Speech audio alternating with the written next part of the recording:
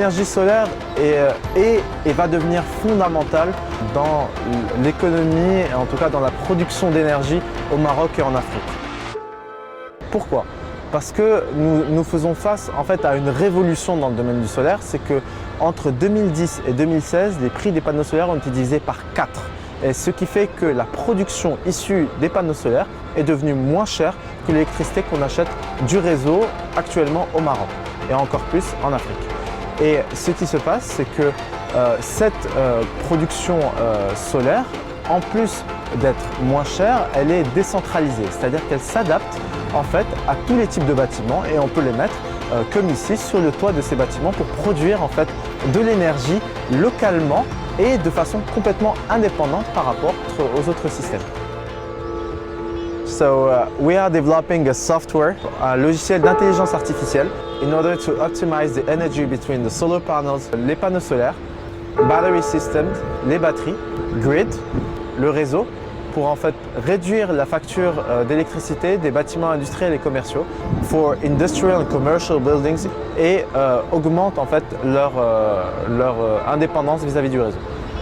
Je m'appelle Karim El Alami et je suis cofondateur de la startup Illum Energy. I'm very happy that my country is taking the lead. That is why I want to pursue this in my career.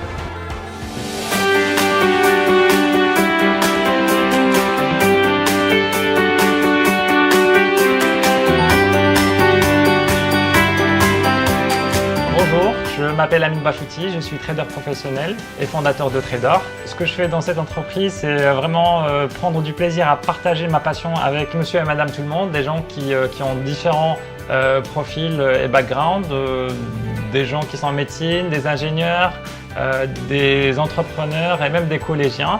Donc on a une très belle communauté de traders débutants et mi-professionnels. On accompagne ces gens pour apprendre à développer leur capital sur les marchés financiers, qui sont en contact entre eux, qui tradent même à distance. On a des gens qui tradent depuis Casablanca, des gens qui sont à Paris, d'autres à Londres. Ils analysent les marchés en temps réel et puis ils vont même jusqu'à se rencontrer une fois par semaine lors du trader meeting pour trouver des opportunités de placement. Les nouvelles technologies d'information et de communication nous aident dans ce sens-là. Ce qui est rarissime par contre, c'est vraiment le savoir-faire. Comment analyser les marchés, comment analyser le contexte géopolitique ou macroéconomique. Et c'est là vraiment où on apporte une forte valeur ajoutée. Un parcours qui est adapté et simplifié pour des gens qui n'ont pas de connaissances là-dedans, et également toute une dimension humaine, tout un écosystème qui permet aux gens d'apprendre, de se développer et de devenir professionnels. Par la suite, donc, on certifie ces personnes en fonction de leurs résultats et on les traque au quotidien afin de les aider à intégrer notre fonds d'investissement. On souhaite que ça sera le premier hedge fund au Maroc et en Afrique en termes d'approche de trading, mais également en volume de gestion.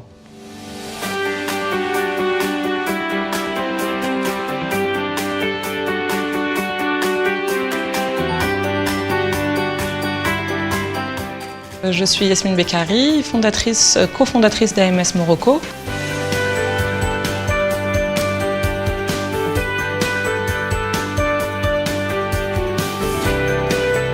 Juste avant de rentrer et de créer l'une des premières startups dont j'ai participé à la création, qui est une start-up pas dans l'immobilier, mais dans l'offshoring, car j'ai profité de l'exposition du Maroc à ce secteur-là pour apporter et pour attirer des investisseurs étrangers, comme je l'ai fait pour AMS, une société que j'ai co-créée en 2014 pour apporter des services dans le secteur de l'immobilier aux investisseurs locaux et internationaux qui s'intéressent au Maroc et à l'Afrique. On propose différents types de services dédiés au secteur immobilier. On a un premier pôle qui est un pôle transaction, dédié à la commercialisation d'actifs immobiliers. Un autre pôle conseil dédié à accompagner des investisseurs dans la conception, la programmation et la valorisation de leurs actifs. Un pôle asset management où on accompagne des investisseurs dans la structuration, la valorisation et la mise en place de stratégies long terme pour apporter de la valeur à leurs actifs. Et enfin un pôle property management qui est de la gestion opérationnelle de sites, comme ce qu'on fait aujourd'hui pour Rentaplace, qu'on gère au quotidien sur les aspects opérationnels, donc maintenance, marketing, commercialisation, recommercialisation et également évidemment revalorisation pour pérenniser l'actif de l'investisseur. Je partage mon temps entre Dubaï et Casa, car AMS est une société franco-émiratie qui a pour base Abu Dhabi. Donc je passe une partie de mon temps avec les équipes d'Abu Dhabi et une autre partie ici avec les équipes du Maroc pour développer nos activités au Maroc et en Afrique. En 2012, j'avais attiré des investissements luxembourgeois avec lesquels j'ai créé une société qui était dédiée à l'offshoring et donc à la réalisation d'états financiers et de déclarations fiscales luxembourgeoises à partir de Casablanca. Nous avions donc recruté des jeunes Marocains diplômés d'écoles marocaines et avec une spécialisation finance et contrôle de gestion et audit fiscalité que nous avons formés aux normes luxembourgeoises pour pouvoir les superviser depuis une équipe luxembourgeoise pour émettre au quotidien des déclarations fiscales et des états financiers luxembourgeois.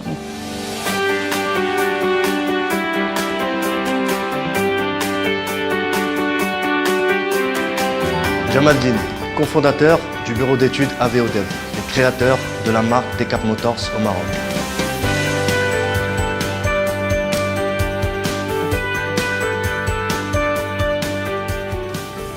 Dans un contexte d'hyperpollution, je voulais que l'on puisse agir maintenant, sans que l'on puisse attendre le futur de l'automobile.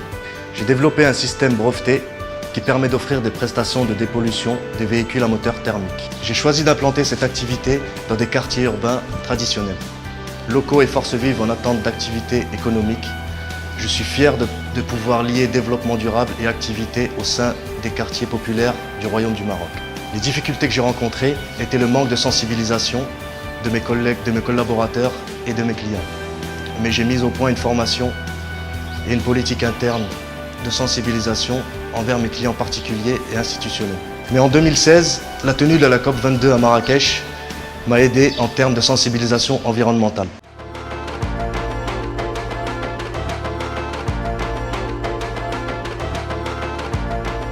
Justement, mon espérance par rapport à ça, c'est que comme nous avons la chance d'avoir du soleil, que justement cette technologie fleurisse et qu'on puisse avoir une énergie décentralisée, locale et décarbonée. Mon mot de fin par rapport à cette aventure de trader, c'est que tout ce qui a été fait jusque-là n'est pas la finalité, n'est pas le point d'arrivée en soi, mais plutôt un point de départ, puisqu'on a un bon vivier de personnes qui sont un peu partout dans le monde, qui partagent cette même passion ou moyens pour atteindre des objectifs financiers.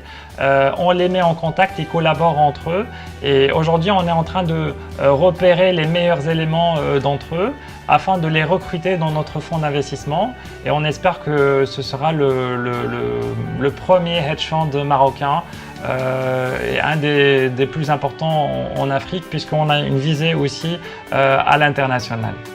Si j'avais un message en fait pour les Marocains du monde et pour les Marocains entrepreneurs en général, c'est que le Maroc aujourd'hui offre plusieurs opportunités, surtout à des personnes qui ont eu la chance d'être exposées aux méthodes de travail et au process de grandes entreprises à l'étranger, de pouvoir créer le lien et de faire un pont entre le Maroc et les expériences qu'ils ont pu avoir, pour d'abord attirer des investisseurs étrangers, ça c'est très important. Je pense que les IDE, on en a besoin et c'est là où on peut nous attendre, surtout quand on a accès à des réseaux, soit dans le cadre des écoles dont on est diplômé ou des expériences professionnelles qu'on a pu avoir.